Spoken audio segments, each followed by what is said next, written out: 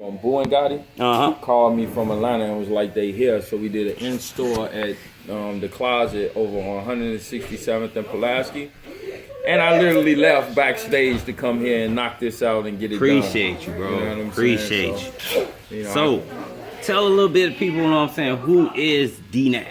Well, you know, just Chicago in its pure essence. You know, for me, when you talk about a well-balanced Chicago man or woman, they're a gangster and a gentleman. Okay, gangster and gentleman. And what I mean by that, we understand when to dress it up, dress it down. We understand when we can, when we have to be a little tough. Yeah. You know what I'm saying? So not gangster in a sense of a negative, but in a positive where you a balanced person. So what ended up happening is I went to private boarding school, Cobra Military Academy. It was $17,000 a year to go to high school. Dang. That same high school is $48,000 a year. And so my dad, seeing that I was a gifted kid, he sent me away to boarding school. My school, Kosminski on 53rd and Ingleside, had a special program for us, and they were sending us away to boarding school. So I did that, but I didn't understand the opportunity I had. Okay. I felt like it was a punishment more so than anything because I wanted to go to Kenwood. Right. And you know, Kenwood had all the flies girls, all the baddies, you know what I'm saying? And my homies was going now. Right. But unlike most parents today, my dad didn't let a child make a decision. He made the decision. And in essence, it was the best decision because I take a lot from my time at Cobra, from my freshman year to my junior year, and then I came home to CPS. Now, when I came home to CPS, I went to Wendell Phillips. Okay. I was used to 3 hours of homework a day, and I don't even remember a homework assignment my entire senior year. CPS has been failing us for a long time. Okay. And so, subsequently, I ended up having a baby, London Lanier, and she couldn't need a college education. I got accepted to UIC for academics, and so I hit the streets from 18 to 26. I'm on 35th and State, and I was one of the biggest drug dealers on 35th and State selling heroin. At one point, I'm doing $30,000 a day in heroin sales. Dang. And so, and I don't glorify nothing. These is numbers. These is stats. Yeah. You know, women lie. Men lie, numbers don't. Numbers do not me and lie. Me and my crew is the reason why some of y'all big homies wasn't big homies when we was outside. Okay. You know what I'm saying? Some of y'all big homies wasn't off the porch. You know, for real. Me and my crew. When you talk about my homie Poliroski that just, you know, got triple life. You know, and a few of my other friends that is not even here. So, you know, I was D-boy from 35th. And so from 18 to 26, I really tore down the streets and I really ruined lives. But from 26 to 34, I was federally incarcerated. And 8 years destroyed lives, 8 years I was in bondage. Right. But for me, I didn't pay my debt so much to society than I did to God. You know, I felt like, okay, he kept me in jail for 8 years. I destroyed lives for 8 years, so I paid my debt. And when I came home, well, before that, I was in jail with Bump J. Okay. And one time we was walking on the yard, and I asked, and I said, I asked him, I said, did you understand your power and influence in a moment? And he told me right before I came to jail, I was getting it. So I came home wanting these young men in the industry, Dirk and Chief Keef, and, you know, even FBG Duck and all them on the other side. I just wanted them to understand that power and influence now, because the music is tearing up our city. It is. You know, because we don't have a balance. Well, now we getting a balance with Chance the Rapper and Vic Mensa and Valet and Boy Illinois, my little brothers. But for a long time it was just drill. Yeah. So you had an imbalance. So I'm glad the balance is coming back. I'm glad some of these kids can just be who they are, you know, because Chance and them allowed them to know that they didn't have to be a drill. Because when it was just drill, even the backpack rappers wanted to do drill. Yeah. And you saw the effects of that. Come on, that's not you, homie. Just be you. You know, you can. I be telling these kids, that'll be different. You know, because what is gangster for real? Gangster to me is taking care of your family, your mother, and all that. So, you know, when you talk about gangster, what does it look like? Right. Because I'm definitely a gangster when it comes to, you know, my family and the city. So, like the reason that everybody know D Nash now. Right. I give y'all a little black drop. Walk all the way to Washington D.C., my guy. Yeah. Me, Bodie, film god, sound man, and Dwayne. And I had it wasn't no Forrest Gump. Let's get that out of your mind. That was just a movie. Right. So I did have a 12-passenger van provided by Pastor Corey Brooks. I did have a driver, and I had 2 videographers that was, capturing the moments, because we was filming a documentary. Okay. So what I would do is, when I would walk 20 miles a day, set that marker, come back the next day, we'd go to hotels and things of that nature. I got sick on the way. My pancreas was bad. Something happened. I ate some. And it was crazy because I ate at an authentic Italian restaurant in the strip mall. I shouldn't have never did that. That was the craziest thing I ever did. And I remember it was the only meal that I didn't pray over. And I got sick. And it was 3 days.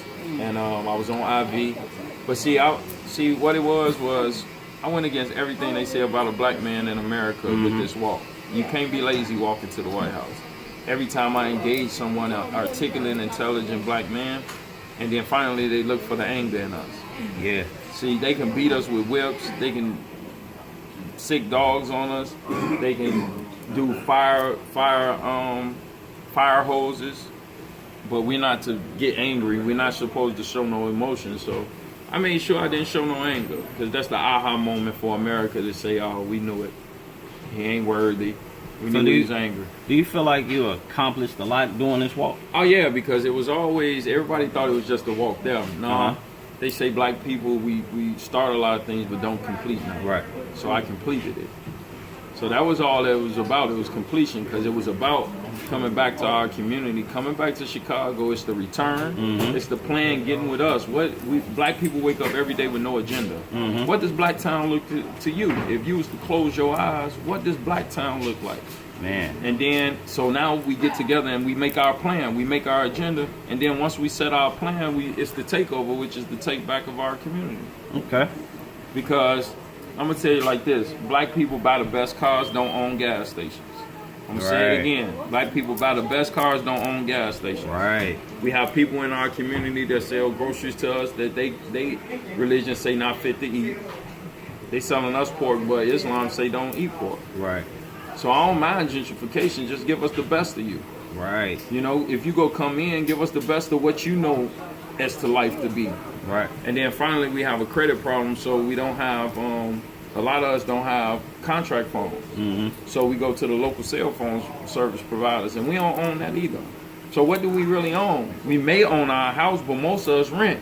So if you don't own the residual income in your community, meaning the residual income is things that when you go to sleep, you making money, and when you waking up, you waking up to money. And we don't control that in our community. Gas stations don't look like us, grocery stores don't look like us, and cell phone service providers don't look like us. Our kids can't be what they can't see. Right. If you never grew up in a community where you own anything, how can you be that? You're right. Besides a barbershop or a beauty shop. That's what they let us own in our community. Yeah. But we don't own grocery stores, gas stations, nor cell phone service providers. That's the money. That's the wealth in our community. Yeah. And those people don't live in our community. So we can't even see their wealth. They get in their bucket cars, come here, ride their hoopties, but go back to the house where they got Bentleys and Rolls Royces and all that off us. You speaking the truth. Hey man, y'all here with D Nash. Y'all man. know what it is, man. I appreciate you coming I'm your through. rapper's favorite rapper. I'm your shooter. Y'all better know it, man. Step up, man. Hey, tell my people where they can find you at. I know you know what I'm saying. You're trying to get back to your party. D Nash 425 on Instagram, Demetrius Nash on Facebook, man. And it's just a pleasure, bro. I wouldn't have missed this for the world. I know we had planned this out, and my life be a movie. I ain't gonna lie, man. Bodie will tell you. I get a call 1 o'clock, like, you got to be somewhere at 3 o'clock. And that's what happened. The big homie Gotti made the call, like, look, you one of the ambassadors of the city, one of them, because there's many. And another thing I want to say, when a person say he's the gatekeeper of Chicago, you're goddamn lie. Ain't no gatekeepers here. Let's just get this straight. Ain't not one gatekeeper here. Because when you say you the gatekeeper, that means you saying you the only one. So that's saying you the only man that people can come through to be in our city. That's not true. There's many great men. There's many great women. And I'm not go crap on somebody saying and tricking the world like I'm the one that got the gate. That's not true. There's many great people and many great men and women here, and you just happen to be one of the good people. Right. Just like with activism. You know, a lot of people was like, we don't know Jesse Jackson, we don't know them, they frauds and this and that. And I used to have to tell youngsters, like, hold on. Because of men like them, my walk in 2018 was made easier. Yeah. I did this when it was PG-13. They did it when it was Nightmare on Elm Street. Yeah. Let's not take away from the legacy of each other, and that's what the world wants us to do. Yeah, they want us to to really hate each other, fight just look each other. at it in sports. I just want y'all to think about this. Have you ever heard white people argue about who's Larry Bird better than white? No. Anybody in here? Have anybody ever heard sports commentators argue about the legacy of Larry Bird versus another white man? No, you haven't. And because of that, but every day you see them trying to tell black athletes now that we pay, who the best? Michael Jordan, LeBron James, Kobe Bryant, Michael Jordan, Shaq versus, as long as they black. White people in America would never let you tarnish their reputation and legacies. But we do it to each other all day. Yeah. You speaking knowledge. What does it matter? They two great men.